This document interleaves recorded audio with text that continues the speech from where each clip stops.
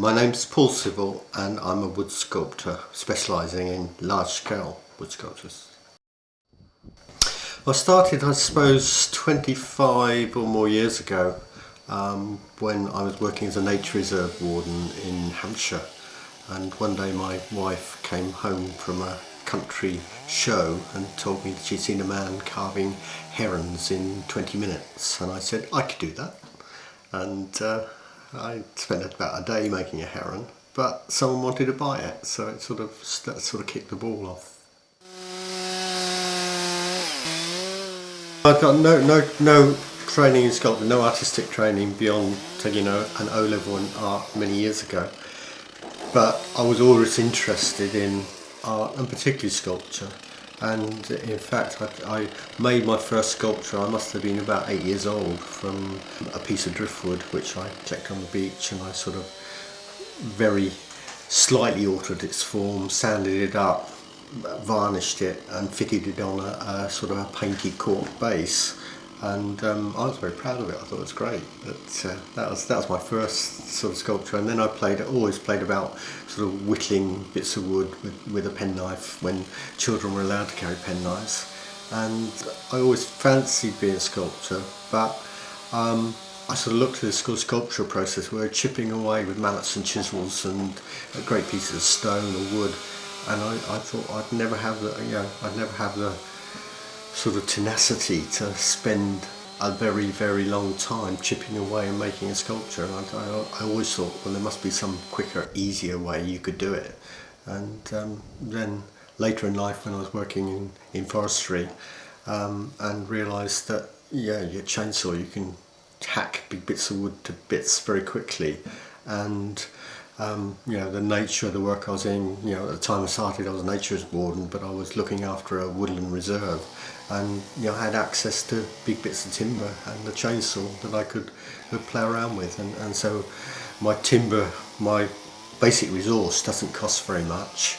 It's really time and fuel for the saw which is involved in making it, and I've got the speed, and I think the sort of energy of creating something quickly adds something to a bit of art. If you're going to spend 3 months making a figure, it might be perfect, it might be beautiful, but it might sort of lose that sort of spontaneity that a piece produced in a few days has. Well, the process is initially starting at the design stage. Normally, if I'm with a client, it might be several designs before we decide on what it's going to be. And then once I've got design, I've got to find timber to suit the design.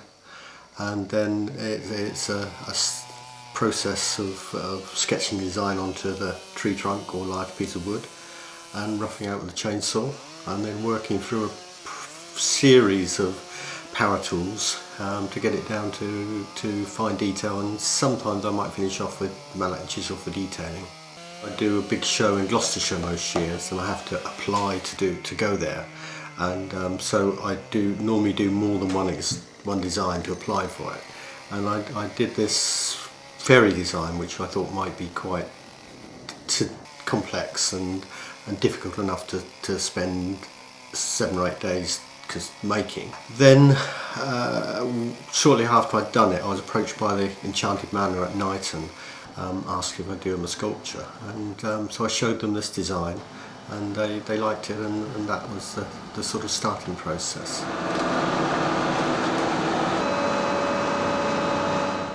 With a piece like the Enchanted manor one, which is not too large and is movable, I was able to move it undercover, so I could work when it was very wet. But unfortunately, every day I worked on it was a particularly nice day for some reason.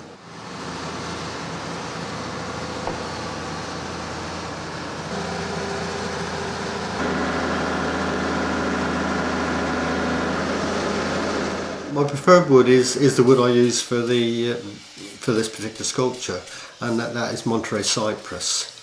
Some people know it as macrocarpa, but Monterey Cypress originates from California, where I think it's an endangered species. It grows on the Monterey Peninsula, but it in fact grows much better in Britain than it does in California. and it was initially introduced to the island by Prince Albert at Osborne House, and lots of trees got planted around that time, and they're a very large tree, and it gives a good source of available large pieces of timber, because a lot of the trees that were planted, you know, over 150 years ago are now falling down and you know, become available for me. But it's a very, although it's a conifer, it's very durable. It's almost as durable as oak, and it's good to carve. It will take detail, and it doesn't split or move much even when it's cut green, so it's a good wood. It's nice to have the grain. You get a more fluid effect if actually grain does run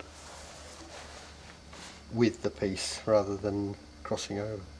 It's important to have knowledge of wood, because you all the time you've got to work with the grain of the wood. For instance, making an arm coming out horizontal from a tree trunk, you'll have short grain going through the arm, and it will break off. You either have to, you know, you have to overcome that, perhaps put a metal rod in the arm or something. But essentially it's far better to try and work with the wood and find a tree with a fork in it to produce an arm or a limb coming off. It's certain woods behave differently when you cut them green, because mostly if I'm using very large diameter timber, I can't get it seasoned. It's going to be green timber, and you know, it's a process of experience working with different woods to how they respond. My favourite wood, Monterey Cypress, it doesn't seem to move or split or crack much.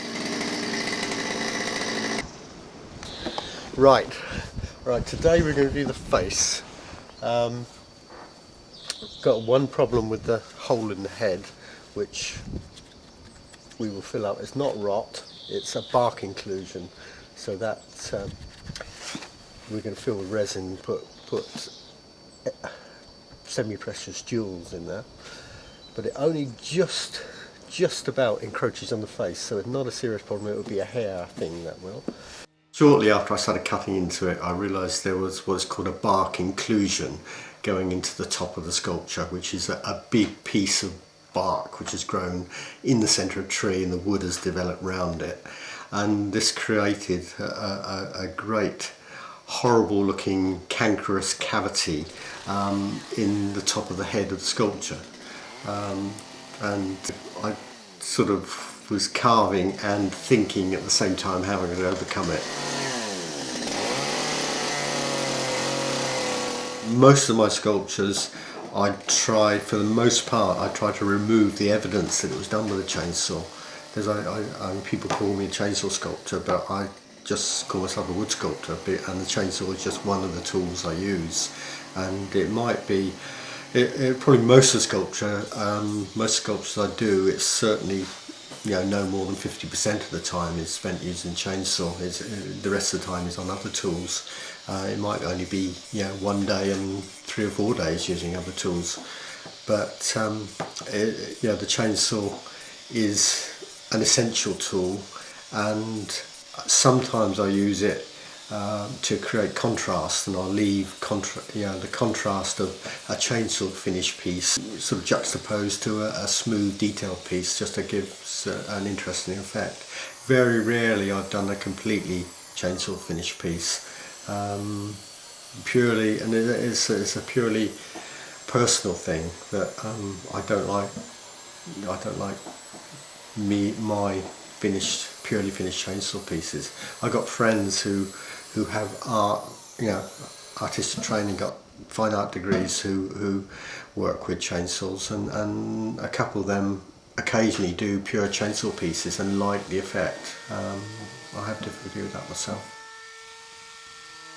The 3 main tools I use are angle grinder with a coarse sand disc, and I use that to get rid of the chainsaw marks. Essentially, I get as close as I can with the chainsaw and then remove the chainsaw marks with an angle grinder and coarse sand disc.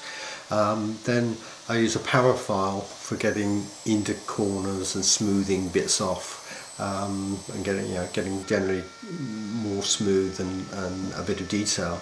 And I'll use a power chisel for getting fine detail in, like carving around eyes and ears and things like that, in combination with the power file. and then towards the end I may use a mallet and chisel to get some very, very fine detail.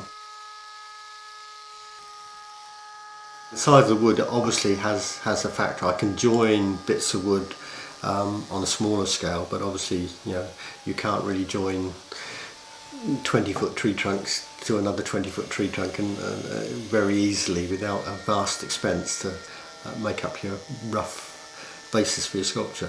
But yeah, so it's influenced by the size of the timber, but I always try, as you know, where possible, to have some kind of link to the local environment, local history, something that links with the local area. And obviously, you know, if a client's got an idea, then you know, the client's idea is very important. Often I think I have very little involvement in the sculpture itself, because sometimes the combination of sort of the local history, the sort of local environment, the size of the timber, the type of wood, the client's wishes, by the time I put my input, and I'm really putting very little into it, I'm just sort of taking wood away, and the theme is already there.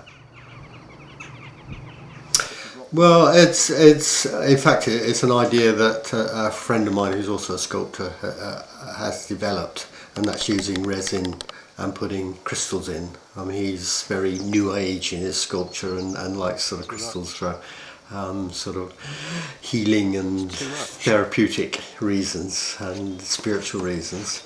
I just thought it looked sort of appropriate for a fairy to have shiny, sparkling crystals sort of in her hair.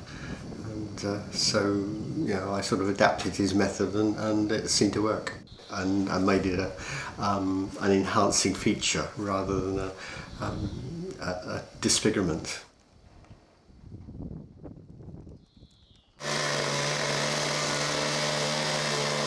The wings were from Californian redwood, which was sort of quite a nice coloured piece of wood. But it was some planked pieces of wood, which I had, and I just marked out the wing shapes and cut a sort of almost a lattice pattern with the chainsaw, and then used finer power tools to sort of make it more delicately finished.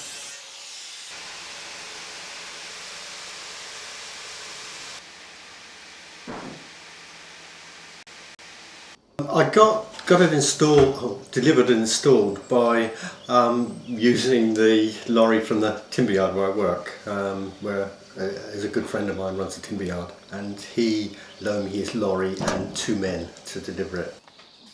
I work all over. I do a lot in sort of London area, and you know, various parts of southern England. Most years I do a big sculpture event in Gloucestershire.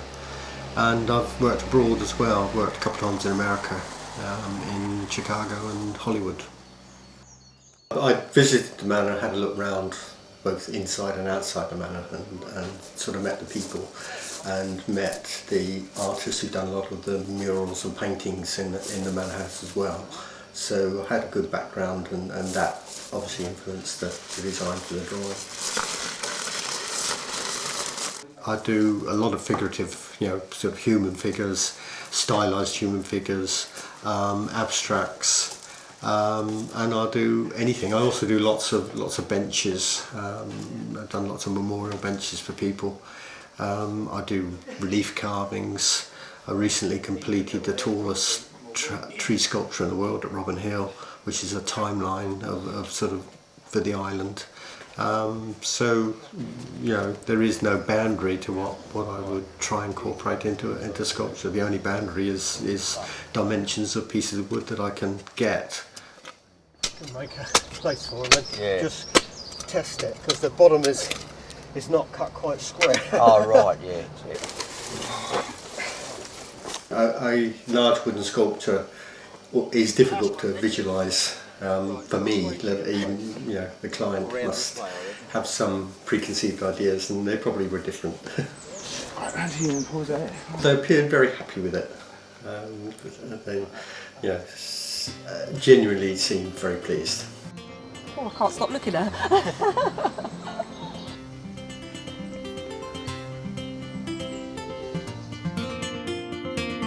I mean, a lot of it is hard work. It's taking off big slabs of wood, and I think a lot of it is confidence and self-belief. Yeah, there's an artistic element in there, but it's a combination of confidence with a chainsaw, experience with a chainsaw, and taking it as close to possible as the sort of finished item, and yeah, maybe a little bit of skill.